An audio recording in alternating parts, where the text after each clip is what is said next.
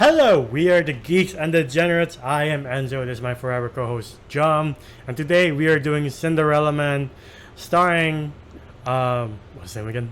I don't know. I've blanked. Russell Crowe, directed by Ron Howard, also starring Paul Giamatti in an amazing supporting role as Joe. Yeah, and like I do like how we begin with the style of boxing, how Ron Howard directs boxing. Like every time it's a knockout blow, it's a camera flash. Yeah. And, oh god, I hate it. Not gonna lie though, I don't like it when let's say, wasn't him of the main character? James Braddock. Yeah. Every time he gets hit, it gets blurry. I'm like, I hate that. Yeah, I like every time it would like get blurry. I was like, that's too real. I don't like it. It gives me bad memories. But yeah, like at the beginning, you see like no other story in boxing is as unique as James Braddock, and you see how first James Braddock and his wife May are living the high life of a successful boxing career.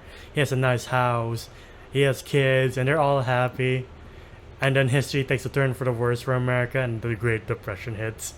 And like, Yeah. I like how it portrays the Great Depression because you only see like the tail end of it most of the time. It's like, oh god, that was such a hard time. We're back to normal now. Yeah. Yeah, it's always like that. Instead of like in midst of it, like where they would have to like take from a billboard just to have a fire. Yeah. They're sharing like one meatloaf. What do you call it? Ham. The circle thing. Yeah. Yeah, like that's for the family, and like they're poor, not because of choice. Like they really can't do anything. Yeah. No matter how hard they work. And like when you see how much of a good father James Braddock is, because he like gives his meal to his daughter. This is the oddest thing about this boxing movie. Because you always think, like, I mean, yeah, we did Southpaw earlier on, and he's a good dad, but irresponsible, hot-headed. He's still kind of like a child when it comes to, like, being an adult. Well, James Braddock is an amazing father, a really good husband, and doesn't get pissed off. The man's humble and he's very nice all throughout the entire movie. I'm like waiting for the point where like he's gonna cheat on his wife or something like that. Like fame's gonna get into his head or some shit. Yeah. No, never fucking happens. James Braddock's just a fucking good person. Yeah. Even though his boxing... Which is like a very shocking revelation. Sorry, go on. Even though his boxing career is on the down slope because he started out with promise, but now he can't even win a fight. He doesn't even put on a show. He's like, I'm trying, and they're like, it's boring. And you're like, he is trying though. Yeah. Wait, why did they find it boring? I found it entertaining. Cause I guess like why did they like terminate it? Like it's because he won the fight, right? Like when he wasn't supposed to. No, because he then put on an impressive show. He wasn't knocking the fool out. It was just like for the crowd's eyes, like an average, okay match, and the chairman wanted like a grand spectacle. Yeah, and then they just took away his like boxing license. Yeah. Well, next time, give him a good opponent. You can't really blame the fighter for being too good at his job. Right. Jesus Christ. And he still has the streak of like, I've never been knocked out. So you're like, I don't get the point. Why are you angry then? Yeah, exactly. Like you have the prize fighter, give him an underdog who's like really good at fighting, which I didn't fucking understand with why. Oh, you're gonna lose the job because you're too good at it. Like, yeah, and the guy's like, I need more money. And the thing is like, all throughout the entire movie, yes, like there's the point where, oh, shit's bad. They're living in they're living in an apartment that they can barely afford, that barely has electricity. Yeah, can't pay for electricity. The part when like food is scarce. May's like, please don't take our electricity. I was like, I have to. I have my own kids too. And you're like, what a circumstances just suck.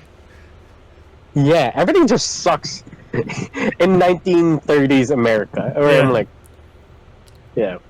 Russell Crowe James Braddock breaks his hand, and you see the X-ray. I saw it. I was like, "Oh God, his wrist is not working anymore."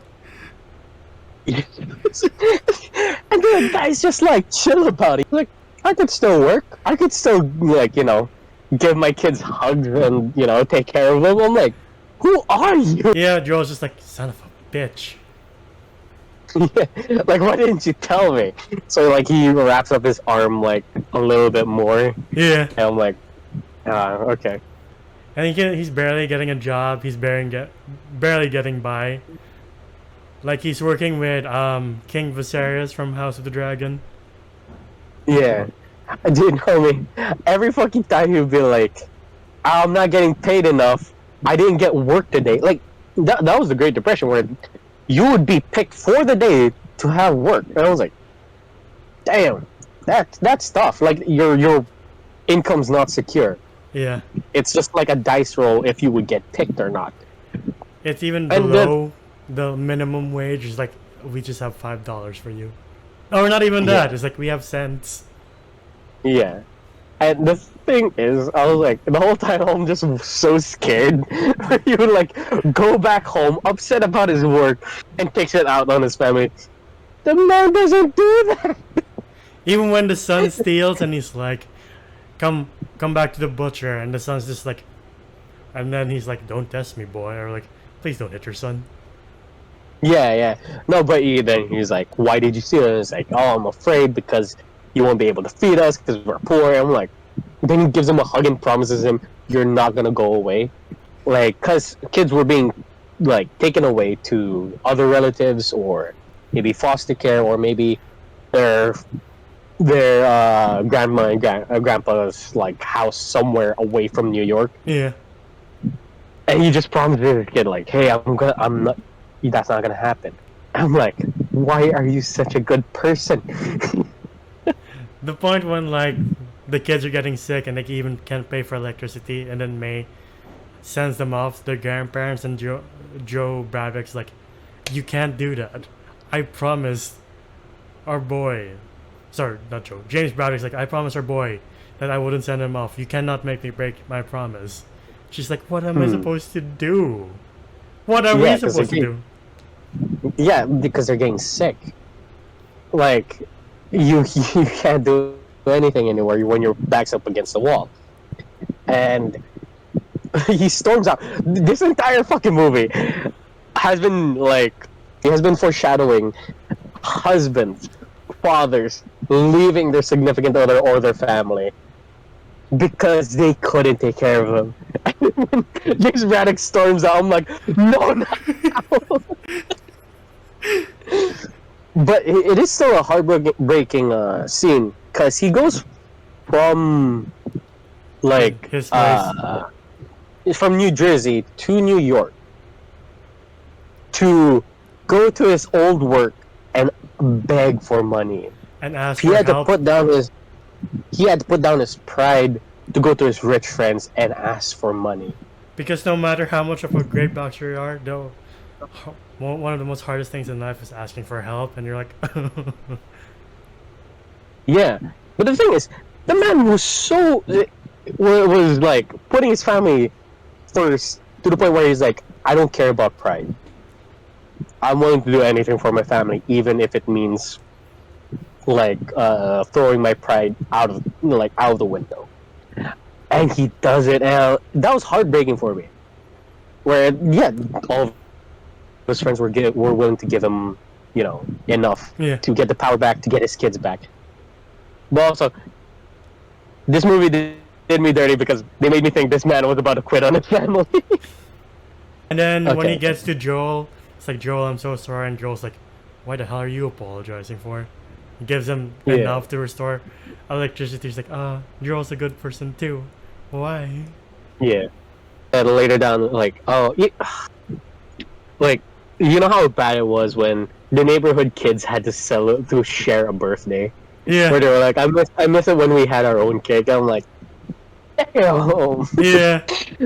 But James James is like, come on, it's fine. Things will get better. Yeah. And you're like, why are you so nice?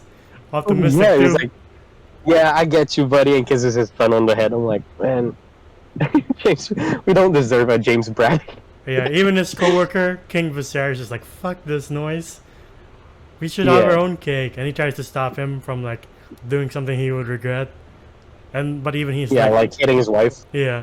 It's like, I wasn't even gonna hit her. And you're like, you look like you were about to. Yeah.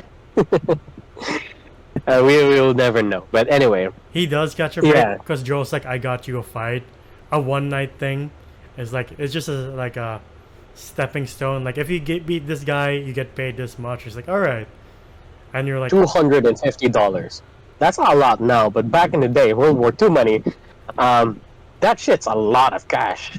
yeah. And then he does box well. And like, again, I like the style of like cameras flash. And like, I don't like it though when the announcer's like, James Braddock used to be in his prime. Now he's a washed up. You're like, you're not helping. What kind of announcer are you? Thanks. Yeah, but he does get the best of the guy at the end.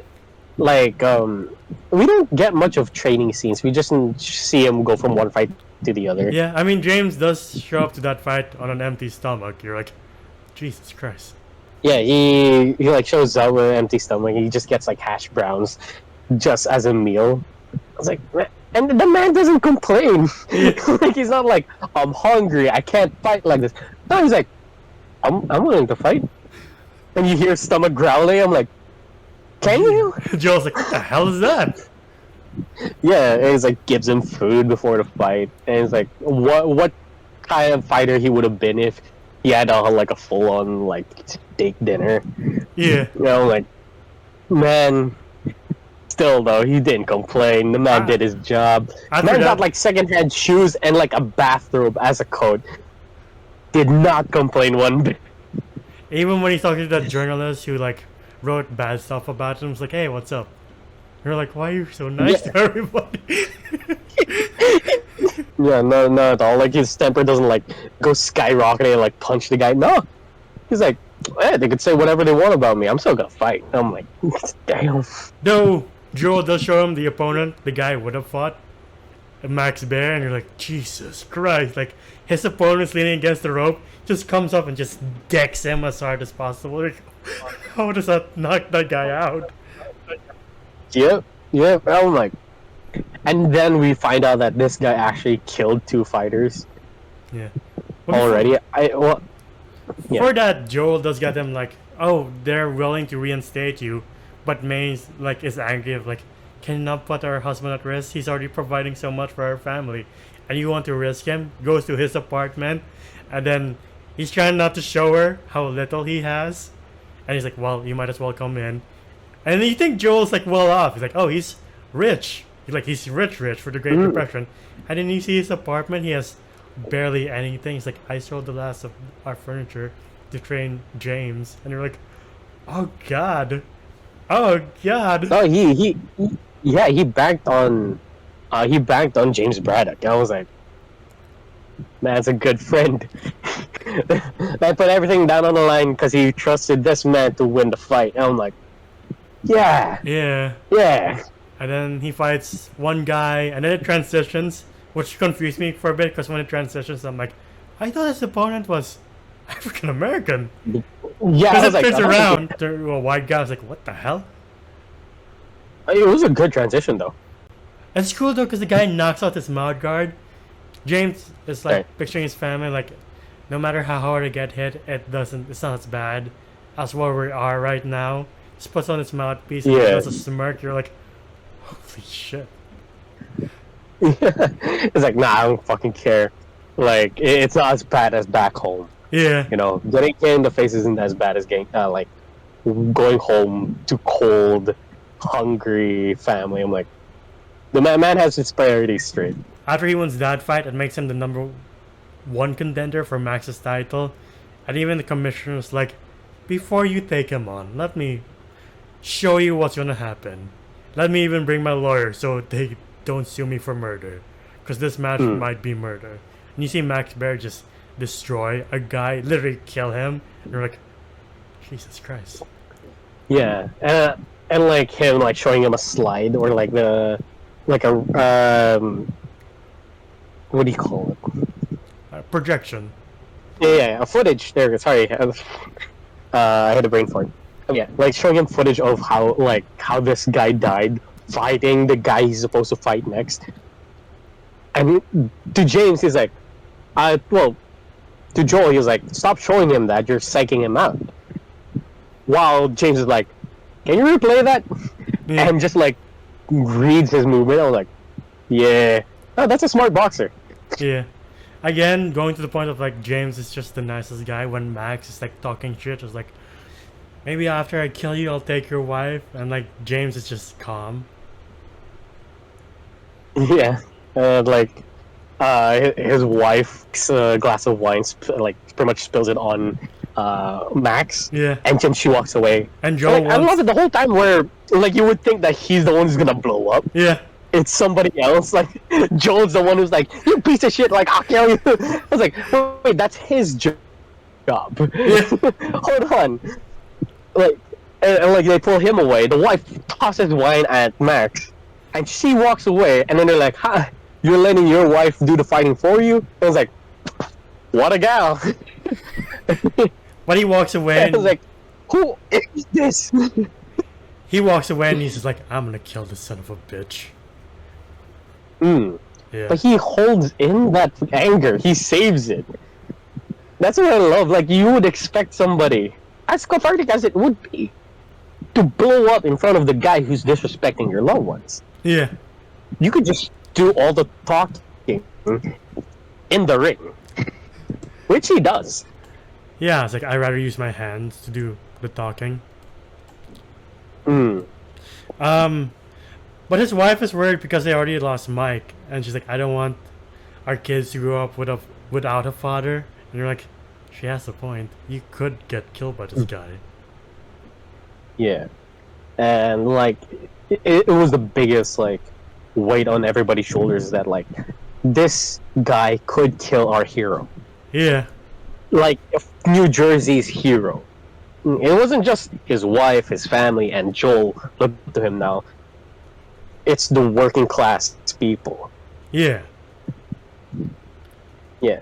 And the fact that how he got the name Cinderella Man, I really thought, I was like, why does he have, like, glass? I really thought, I was like, does he wear, like, very shiny shoes? No. The reason why he's called, his life is a fairy tale, from bum to champ. And I'm like, okay, I get it. Like, you know, that's why he got the fucking name. Yeah, he is the people's champ, and his wife sees it when the priest is like, they're all praying for James, and you're like, yeah. I hope when she went to church to be like, because I don't know anything about James Braddock. Same. We don't hear it, like, you know, in documentaries. I was about to pause and be like, can I just Google? But I was like, don't you fucking dare. Yeah, same here. I was like, I gotta know if he makes it. But yeah, she has always been the thing of like, I don't want to watch you fight, but this is the time she does watch him fight, or like listens to his fight on the yeah, because she's like, you are the people's champ, you're the pride of New Jersey, you're all of this, that what the people believe you are. So please, I'm just asking you, promise me you'll live. And you're like, yeah, okay. You'll come home. I'm like, oh, all right, yeah, you will. But that makes me worried because I like the guy. Yeah. The last fight is like where like I was like gripping my seat of like, please God, please, because Max is just. But the thing is, yeah, Max is just playing with him at first, and then he enters the Yeah, second where you're stage like a fucking Dark Souls boss. You're like, what the fuck? yeah. Oh, but I love the entrance of Braddock, where everybody just stays quiet Yeah. until one guy just goes, like, you know, like starts cheering for him, and then the entire crowd starts cheering for him. You could tell the entire Coliseum or the entire building was just for one guy. Yeah. Like nobody was there for Max. Even like the girls who Max is sleeping with was there for Braddock. Oh God. Like again, Max is just playing with him, but like I think the second round onwards, you see this look in Max's eye. I was like, oh no. He comes for James, and you're like, please cover up, please, God, please. Yeah, and the thing is, like, it was toe to toe. It wasn't like, oh, James is winning over Max, or Max is way above his like, is a way better fighter compared to James. Yeah. No, they were toe to toe. They were hitting each other like motherfucker. Though every time James Like would, good combinations and shit. yeah, Sorry. no, every time James would rock Max, you're like, there's hope. Our boy won't die. That was the thing that I felt with the fight, is that every time James would land a punch on Max, it felt like hope. Yeah. I was like, he's gonna win. This is a true story, by the way. So I'm like, this shit happened. Every time he would like hit him or do a good combination, you'd be like, yeah, yes. But when Max would hit him, I'm like, don't go down. Like, don't fall asleep. Don't get knocked out. And Joel just like, win, lose or draw, you made it this far. And then James is thanking him for everything he's done. And you're like, I don't like this vibe anymore. Please. Also, this is like 1930s boxing, where they would lock you in and just hit you, like nobody would stop you. I was like, that's not allowed today. Like the shit that they do is not allowed today. They go 15 rounds. You're like, right. They thought like human beings can last longer, right? Yeah, and now they regulate it to like 12. Yeah. I love it when, I think it's like the 13th round and Joe's like, just get out there and bury him. You're like, fuck yeah. Though he doesn't follow Joe's advice, and Joe's like, oh no. I was like, what, oh no? Yeah. Because like he's supposed to just dance around him, Yeah. keep him at distance, and just run the clock. Because at that point, he has enough points to win. But I'm guessing what's driving him is that this guy is a piece of shit. He disrespected my wife. So like now he's like, fuck it. I'm gonna knock this motherfucker out. Tries to. And gets good shots, but it was to the point where, oh shit. We're at that moment of like, oh, he hit him hard enough. Like what we saw in the The real footage. Yeah. Yeah. Of like the guy who got killed. It looked exactly like that. Yeah, Max Where is he's setting on up. the ropes. Yeah, he's setting up like, oh, here's the kill. Yeah. But since he watched the footage, he knew what it was gonna happen. Man telegraphs, man dodges, and knocks him out. Not really, but like enough to like stagger him. Love how the match ends with them just hitting each other as hard as they can to see if one of them goes down. I was like, I don't think this match is gonna end in a knockout anytime soon. Yeah, it's just a slugfest, but they're both tired. Yeah. And that was so good. And then the match ends. Nobody gets knocked out. So it's left to decision. And it takes a while for them to decide. And we all know what happens when it takes a while for them to decide. When we know who clearly is the winner, Yeah.